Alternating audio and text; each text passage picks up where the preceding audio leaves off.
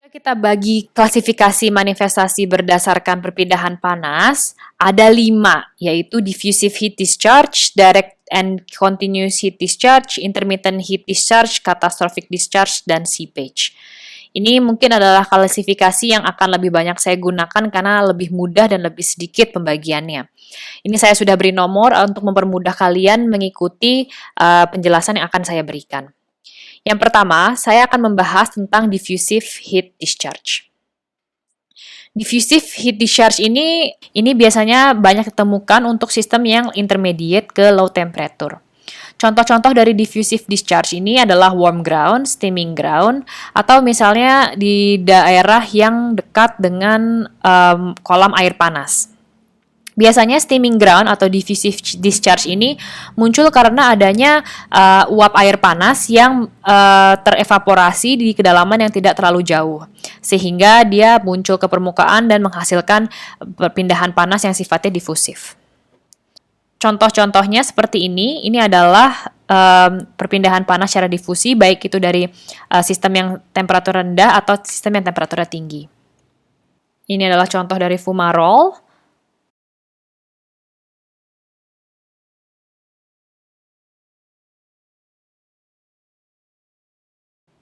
Untuk klasifikasi yang kedua, kita punya direct discharge. Ini adalah hal yang paling sering ditemukan di sistem geothermal, baik itu dalam bentuk kolam air panas atau kolam air hangat. Kalau misalnya kita memiliki kolam yang pH-nya kurang lebih 7, itu berarti menandakan adanya zona upflow. Tapi kalau kita menemukan kolam-kolam yang sifatnya acidic atau asam, itu biasanya sering diasosiasikan dengan sistem yang vulkanik atau hydrothermal vulkanik. Bentuk direct discharge ini juga bisa dalam bentuk uap gitu ya, baik itu uap basah atau uap kering. Bedanya uap basah dan uap kering adalah kalau uap basah itu dia tersaturasi pada temperatur titik didihnya dan dia mengandung droplet uap airnya. Bedanya kalau yang dry steam itu dia tersaturasi pada temperatur yang lebih tinggi sehingga dia uapnya itu kering, tidak ada droplet airnya.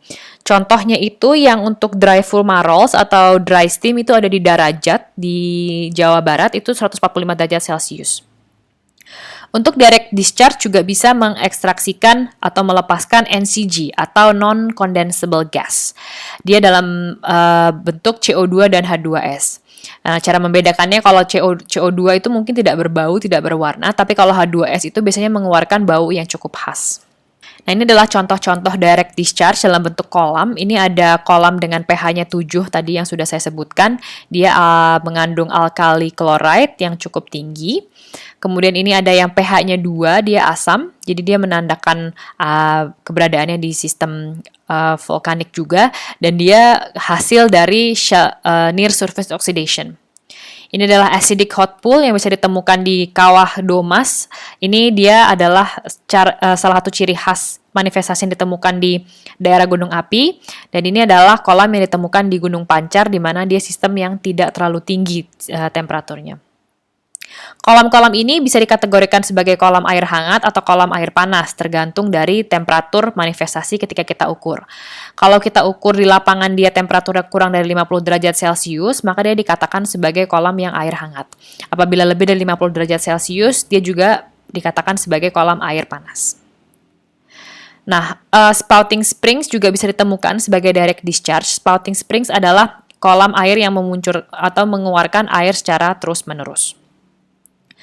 Jadi biasanya tipikal air yang ditemukan di direct discharge itu ada hot neutral pH chloride yang biasanya diasosiasikan dengan kemunculan silika sinter. Ada juga hot acidic and slightly acidic dari sistem yang sifatnya dua fasa. Dan ada juga diluted chloride carbonate spring. Seperti hot spring ini juga dibagi-bagi lagi tergantung dari ketenangannya. Ada yang sifatnya tenang, jadi dia temperaturnya itu kurang dari titik didih, jadi dia hanya stagnan saja. Ada juga yang boiling, berarti dia mendidih di mana temperaturnya ini sama dengan titik didih. Dan ada yang disebut dengan ebullient pool, yang berarti dia mengeluarkan gelembung secara terus-menerus dikarenakan adanya steam flashing yang menyebabkan dia temperatur lebih tinggi daripada titik didihnya. Direct discharge juga bisa ditemukan dalam bentuk mud pool atau mud volcano, di mana ini terjadi karena fluidanya ini asam. Kemudian dia terjadi proses leaching, dia meleach batuan sekitarnya sehingga dia melarutkan dan membentuk semacam lumpur.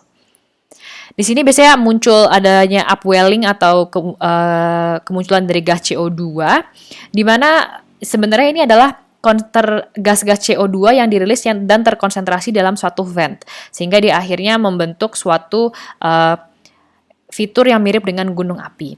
Jadi tidak hanya CO2 saja, teman, dia juga bisa mengeluarkan H2S.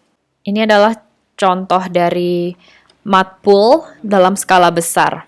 Jadi dia mengeluarkan gelembung-gelembung yang cukup besar dan akibatnya dia berbentuk seperti gunung api. Dia adalah lumpur akibat hasil leaching batuan sekitarnya dengan air yang sifatnya asam. Ini juga adalah contoh dari mud pool, mud volcano. Dia kalau dari samping dia terlihat seperti gunung api. Di sini adalah bubble CO2 yang terbentuk akibat adanya upwelling dari gas CO2. Dan ini adalah contoh dari collapse crater akibat adanya disolusi dari batuan sekitarnya sehingga dia menyebabkan longsoran. Direct discharge juga bisa diketemukan dalam bentuk steam vents, fumarole, solfatara, dan MOVET. Jadi ini sebenarnya satu istilah yang sama, hanya kalau fumarole ini untuk general term, kalau solfatara ini khusus untuk yang mengeluarkan gas H2S, jadi bisa dikarakterisasi dengan endapan sulfur berwarna kuning. Kemudian kalau MOVET ini adalah fumarole atau steam vent yang mengeluarkan CO2. Nah, kita tidak bisa mengetahui CO2 itu apa, kita hanya harus menggunakan sensor gas untuk mengetahui apakah kadar CO2 yang dikeluarkan oleh fumarole tinggi atau tidak. Contoh solfatara banyak ditemukan di kawah ijen, dan baik itu fumarole atau MOVET bisa ditemukan di mana saja. Untuk klasifikasi manifestasi yang ketiga, kita punya intermittent discharge atau biasa dikenal dengan nama geyser. Geyser adalah salah satu manifestasi panas bumi yang mengeluarkan air secara berkala. Ini dia sifatnya siklus, jadi ada siklus di mana dia diam saja dan ada siklus di erupsi dan dia akan kembali merecharge lagi konduitnya. Jadi ini adalah kurang lebih skema atau cross section dari geyser. Di sini ada konduit atau rekahan dan ada celah-celah di mana ini bisa menyimpan air. Ini adalah kondisi recharge, adalah state 1. Kondisi recharge ini adalah dikumpulkannya air panas dalam konduit-konduitnya. Kemudian dilanjutkan dengan preliminary eruption stage. Di sini ketika sudah banyak terkumpul, titik didihnya mulai meningkat, mulai mencapai titik didih, dan begitu juga tekanannya. Nah, pada saat-saat tertentu, ketika ini sudah penuh dan tekanan dan temperatur sudah mencapai titik tertentu, dia akan melakukan erupsi, dikarenakan terjadinya pressure drop atau flashing. Nah, ketika flashing ini, semua air akan dikeluarkan, semua isi dari konduit-konduit ini akan dikeluarkan dalam bentuk air atau uap atau debris-debris lainnya. Setelah konduit ini terkosongkan, dia akan kembali masuk ke steam stage dan dia akan kembali ke siklus lagi yang pertama. Jadi dia sifatnya cyclic gitu ya. Ini biasanya ditemukan di sistem yang sifatnya high temperature dengan fluida alkali chloride water. Ini adalah contoh penampakan geyser, bentangan alam geyser. Ini geysernya. Ini adalah geysernya dan biasanya di sebelah geysernya itu ada kolam alkali chloride yang pH-nya 7 dan ini biasanya kolam ini dia berfungsi sebagai recharging system dari geysernya. Jadi entah itu dia dalam bentuk kolam yang sangat besar atau kolam yang sangat kecil, biasanya kalau sudah ada geyser itu ada kolam yang mensuplai airnya, biasanya kolam alkali chloride water. Ini adalah contoh erupsi dari geyser. Ini berlangsung secara terus-menerus. Keberlangsungannya bergantung pada volume konduit yang dimiliki oleh geysernya. Kadang dia bisa bererupsinya secara terus-menerus selama 10 menit. Kadang dia bisa bererupsi selama 1 menit saja, dan kadang dia bisa bererupsi hanya sekali sehari saja. Itu semua bergantung pada dimensi konduitnya, dan bergantung juga pada kondisi hidrologi di daerah tersebut secara lokal. 4, kita punya catastrophic discharge atau yang bisa disebut dengan hydrothermal eruption. Ini biasa ditandai dengan adanya breaksi atau endapan fallout deposit gitu ya. Jadi memang ini sebenarnya dikarenakan adanya perbedaan tekanan di bawah permukaan sehingga dia mengeluarkan atau menghasilkan tenaga yang bisa mirip seperti letusan gunung api. Kalau gunung api kan biasanya dia karena adanya phreatik atau magmatik gitu ya. Dan konsep hydrothermal catastrophic discharge ini dia sebenarnya mirip dengan konsep letusan phreatik. Untuk yang terakhir, kita punya concealed discharge atau seepage. Ini biasanya untuk mendefinisikan perpindahan panas atau pelepasan panas yang terjadi di bawah air seperti sungai, danau, atau groundwater yang sifatnya dangkal. Geothermal tidak hanya terbatas pada kemunculan air panas saja, tetapi adanya surface deposit seperti silika sinter atau travertin atau alterasi lainnya itu juga menandakan bahwa adanya kemunculan sistem geothermal di daerah tersebut. Surface deposit itu seperti yang sudah saya katakan bisa dalam bentuk hydrothermal minerals yang dihasilkan dari kondensat uap air panas dan yang sifatnya asam, seperti misalnya sulfur, sulfates, kaolinit, silika residu, dan hematit. Juga bisa dalam bentuk travertin, atau juga bisa dalam bentuk silika sinter seperti gambar yang sudah kalian lihat sebelumnya. Ini adalah contoh-contoh surface deposit dan alteration. Di sini kita bisa melihat bahwa banyak silika sinter yang sudah teralterasi menjadi sulfur atau kaolinit atau hematit gitu ya. Dilihat dari warnanya juga, ini bermacam-macam. Ini kenapa saya bilang bisa mengindikasikan adanya panas bumi, karena ini hanya biasanya ditemukan di daerah panas bumi. Ini juga adalah silika sinter. Ini silika sinter semuanya, tetapi dia tertutup oleh lapisan mikroba yang berbeda-beda. Nah, ini lapisan mikroba ini dikatakan dia memiliki temperatur yang berbeda-beda. Misalnya untuk yang di sini warna putih, dia memiliki temperatur yang berkisar antara 90 derajat Celcius. Karena di sini sebenarnya ada dulunya ada geyser kecil. Kemudian yang temperaturnya lebih rendah lagi, jadi semakin dia turun ke bawah, ini temperatur lebih rendah antara 60-70 derajat Celcius, dia menghasilkan mikroba dengan warna hijau. Nah, semakin jauh, semakin ke bawah, ini nanti akan berwarna oranye, dia mengindikasikan temperatur yang lebih rendah. Jadi, kemunculan adanya mikroba sebagai adanya superficial deposit akibat adanya air panas ini juga bisa menunjukkan atau bisa bersifat menjadi temperature indicator. Ini adalah contoh salah satu surface deposit yaitu silika sinter. Jadi biasanya deposit silika sinter ini adalah deposit yang umum ditemukan untuk sistem yang high temperature. Dan biasanya kemunculan silika sinter ini dia diasosiasikan dengan boiling hot spring. Jadi ada kolam air panas yang temperaturnya cukup tinggi dan memiliki pH lebih dari sama dengan 7. Nah, ini indikator dari adanya sinter ini menandakan bahwa reservoir di bawahnya itu memiliki temperatur lebih dari 175 derajat Celcius berdasarkan Fournier dan Rowe. Pembentukan silika sinter ini menandakan bahwa harus ada kelebihan konsentrasi silika sehingga terjadinya proses supersaturated silika. Jadi silikanya terlalu banyak, terlalu supersaturated dan akhirnya dia mengendap sebagai endapan silika. Endapan silika ini juga nggak sembarang endapan silika, dia bisa terjadi namanya proses diagenesis, yang mana dia tadinya amorphous silika, silika yang tidak berbentuk, menjadi silika yang bentukannya kuarsa atau quartz.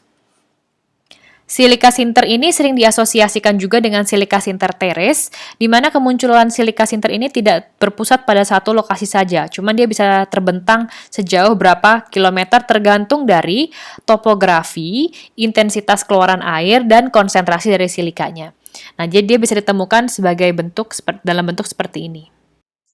Adapun silika sinter yang terubahkan karena dialiri oleh fluida asam karena adanya evolusi geotermal, itu akan menghasilkan yang namanya silika residu. Ini adalah contoh dari silika residu, bentukannya mirip kaolinit, tapi sebenarnya kalau dilihat lebih lanjut lagi, lebih detail lagi, dia adalah silika sinter yang terpapar fluida yang sifatnya asam. Di sini ini menandakan bahwa dulunya sistemnya mungkin bersifat netral pH-nya, tetapi sekarang pH-nya sudah berubah menjadi satu, yang menandakan bahwa adanya sistem geotermal yang berevolusi. Adapun deposit berikutnya yaitu travertin. Ini terjadi karena adanya air panas yang keluar dan memiliki konsentrasi Ca yang cukup tinggi, sehingga dia menghasilkan endapan CaCO3. Atau juga bisa dihasilkan dari air hujan yang terpanaskan karena bersirkulasi dengan litologi di bawah batuannya. Ini biasanya bisa dikategorikan sebagai batuan yang sifatnya highly dense, sangat-sangat berat, banded. Dia memiliki layer-layer karbonat yang cukup unik. Biasanya dalam travertin ini suka ada warna-warna seperti kuning, hijau. Ini berarti adanya staining akibat adanya hematit atau limonit. Ini juga salah satu bentuk penampakan travertin di lapangan. Dia ada bongkahan seperti ini. Dulunya mungkin pernah ada luaran air panas yang mengandung CaCO3 yang cukup tinggi. Ini adalah travertin mound yang berarti dia dulu bekas keluaran air di sini. Ini adalah tekstur travertin jika dilihat lebih dekat. Tidak lupa bahwa beberapa mikroba juga bisa menjadi indikator temperatur air yang dikeluarkan, dan ini juga bisa ditemukan di permukaan travertin. Terakhir, ini adalah contoh spouting spring yang ditemukan di Cisolok. Nah, silakan kalian diskusikan dengan teman-teman kalian apakah tipe manifestasi ini adalah geyser atau spouting springs. Jika diperhatikan, ini airnya keluar secara terus-menerus dengan intensitas yang cukup tinggi. Mohon dicatat ini temperaturnya mencapai 90-100 derajat Celcius. Nah, sekiranya demikian yang bisa saya sampaikan yang berkenaan dengan manifestasi geotermal. Kita bertemu lagi di perkuliahan berikutnya. Terima kasih.